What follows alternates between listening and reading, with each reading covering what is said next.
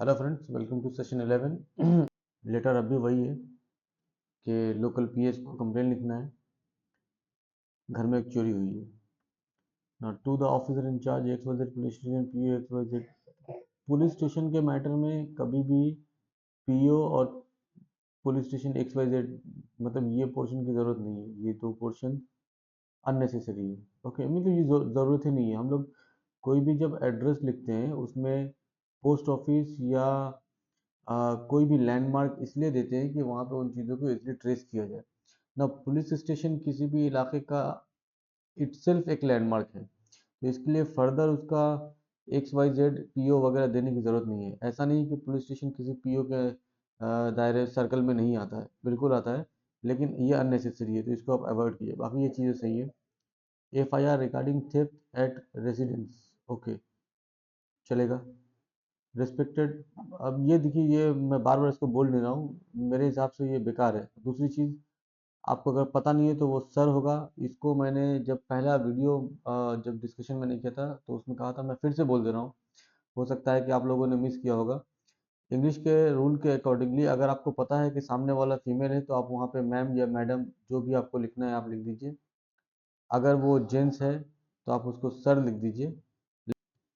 Otherwise आपका जो use होगा वो सर है। अगर आपको ये पता नहीं है कि सामने वाला जो चेयरपर्सन है वो मेल है या फीमेल है तो आप वहाँ पे यूज़ करेंगे सर। ये इंग्लिश का नॉर्मल नियम है, वो मैं बता रहा हूँ उस हिसाब से। यहाँ पर जो ये मैम या सर दोनों जो लिखा हुआ है, ये मुनासिब इंग्लिश नहीं है। ओके, तो आप यहाँ पे सिर्फ जो है सर लिखिए अगर आपको पता नहीं है तो। बाकी ये मैम मेरे हिसाब से रिस्पेक्टेड दोनों चीज़ें बेकार है। विद डू रिस्पेक्ट IABC और permanent resident under your jurisdiction, पिछले वीडियो में मैं डिस्कस कर चुका हूँ, अंडर जुरिडिक्शन की ज़रूरत नहीं है। ओके, परमानेंट रेसिडेंस ऑफ, इसके जुरिडिक्शन से मतलब नहीं है, आपको रेसिडेंट कहाँ के है वो बताना होगा। तो permanent resident of village PQR, ठीक है।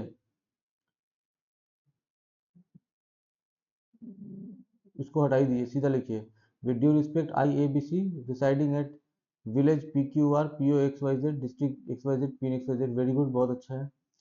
Would like to inform you that a serious theft, serious theft मतलब अनसीरियस थेफ्ट भी होता है, पता नहीं है मेरे को, तो ये सीरियस की जरूरत नहीं है।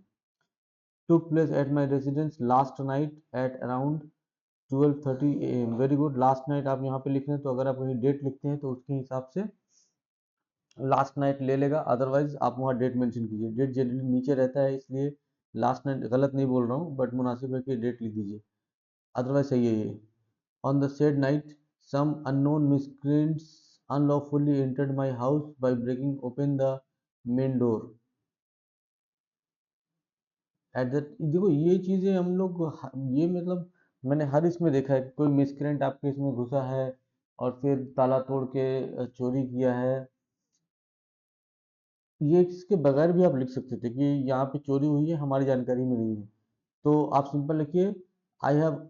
इस तरह भी लिख सकते हैं कि जब मैं बाहर था, when I return I found my home in unusual condition, the lock of the main gate was broken, the commodities in my home were scattered everywhere. और इस तरह से भी लिखा जा सकता है। तो ये ज़रूरी नहीं कि हमेशा ये लिखिए कि कुछ अननोन मिसक्रेंट्स आपके घर में घुसे बगैर कोई चोरी तो करेगा नहीं। ओके, तो आप वहाँ पे ये जो लिख रहे हैं कि अननोन मिसक्रेंट्स घुसा, ये सब मतलब अ, गैर ज़रूरी चीज़ें हैं। आप उसको अदरवाइज भी लिख सकते हैं, मैं उसको गलत नहीं बोल रहा हूँ, बट ये मैं नोटिस कर रहा हूँ हर एक के लेटर में यही लिखा हुआ है। आपके घर में कोई चोरी हो रही है तो बिना आपके घर में घुसे तो चोरी होगी नहीं। तो फिर वो चीज़ें जो ऑलरेडी मैंने ज़रूरत ही नहीं है उसकी, जो आप लिख रहे हैं उसको लिखिए मत, अवॉइड कीजिए। By breaking the breaking open the, अब ब्रेकिंग ओपन ये थोड़ा सा अजीब सा लग रहा है। ब्रेकिंग द मेन डोर और open the main door at that time my family members and I were away from home as we had an invitation for marriage ceremony, so we all went to attend the wedding ceremony of one of our close relative. अब देखो ये दो चीज़ें एक ही तरह की repeat हो रही हैं कि आप पहले बाहर थे, फिर आप की दावत थी इसलिए हम लोग बाहर गए हुए थे, तो ये कोई एक लिखना है यहाँ पे। ओके, सिंपल लिखो कि हमारी दावत थी, हम घर में नहीं थे, हम बाहर गए थे। On arriving at home I found to my utter shock and disbelief that asset of the household materials, utensils, clothes, bed cover, almirah, important documents were at sixes and sevens on the floor. Okay, very good. तो ये जो लिखे आप, I found my utter shock and disbelief. Why? देखो, ये गलत तो नहीं है, ये एक्सप्रेसिव वे में अगर बात करें तो ये बहुत अच्छा है, पैराग्राफ में रहता तो अच्छा रहता है, लेटर में बहुत कम और जो ज़रूरी है उसको लिखने का है। तो आपको कितना शौक लगा नहीं लगा इससे कोई फ़र्क नहीं पड़ता, चोरी हुई है, क्या क्या चोरी हुई है नहीं हुई है, इससे फ़र्क होता है, तो इसको अवॉइड कर सकते हैं। After preliminary inspection of the house, it realized that all most valuable items, jewelry, electronic goods, देखो, मोस्ट वैल्यूएबल का कोई मतलब नहीं है, वैल्यूएबल होगा, मोस्ट सुपरलेटिव है, सुपरलेटिव होने में फिर कोई एक की बात होगी वहां पे, यानी कि हर एक का जो बेस्ट पार्ट है वो चला गया है, ऐसा नहीं है। आपके घर से बहुत सारी चीजें चोरी हुई हैं, तो ऑल द वैल्यूएबल आइटम्स, यहाँ पे द मैं लिख नहीं रहा हूँ, जगह कम है, आप वहां पे लिख लेना, all the valuable items including और सच एज, ये दोनों में कोई एक वर्ड यूज करना, सच एज यूज करना इसलिए मुनासिब नहीं है क्योंकि आप मिसाल नहीं दे रहे हैं, जो गया है वो, और जब इंक्लूडिंग यूज कर रहे हैं तो वहां पे एक चीज के साथ इंक्लूडिंग होगा, मतलब सारी चीजों का आपको उसमें एक्सप्लेनेशन देना होगा। Jewellery, electronic gadget, an amount, and नहीं होगा, एंड, अच्छा, एन अमाउंट ऑफ रुपीज, ये रुपी होगा, okay, rupee 85,000 cash have been ransacked. देखो, आपने जो वर्ड यूज किया रैंसैक, रैंसैक का मतलब क्या होता है, आप बहुत अच्छा लिखने के चक्कर में कुछ गड़बड़ कर रहे हैं। थेफ्ट हुआ है, रैंसैक का मतलब होता है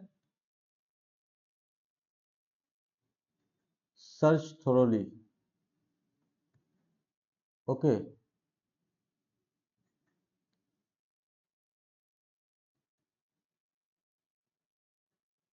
अब मुझे ये बताइए, आपको मालूम है क्वेश्चन सर्च थोरोली क्या है, और कैश क्या सर्च करेगा वहां पे, कैश चोरी हुआ है, आपको ये लिखना था ना, तो ये रैंसैक का यहाँ कोई मेरे हिसाब से कोई तुक नहीं बैठ रहा है, आपने क्यों लिखा है मुझे समझ में नहीं आया इसको, या तो आपने बेटर लिखने के चक्कर में कचरा कर दिया है। The total estimated worth of missing property will be approximately rupees 5 lakh. This incident has caused significant loss. दरकारी नहीं है भाई इमोशनल चीजें लिखने का, loss and distress. Sir, a list of stolen items, stolen items with estimated value, photographs, damaged property has been attached for your kind reference। ठीक है, चलेगा ये पोर्शन, बट ये पोर्शन की जरूरत नहीं है, ये आप अवॉइड करो, इसको बेकार है ये।